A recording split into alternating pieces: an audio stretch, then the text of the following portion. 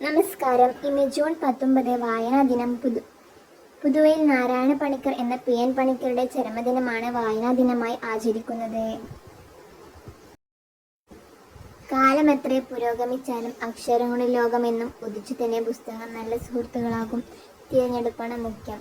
അക്ഷരങ്ങളുടെ മുന്നിൽ തെളിയുന്നത് ജീവചിത്രങ്ങളാണ്. മനുഷ്യ മനസ്സിനെ സ്വാധീനിക്കാൻ ശക്തിയുള്ള പുസ്തകങ്ങൾ.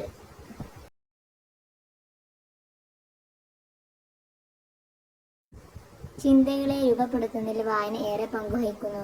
ജീവിതത്തിന്റെ ഏതൊരവസ്ഥയിലും വായന കൂടെ നിൽക്കുന്നു.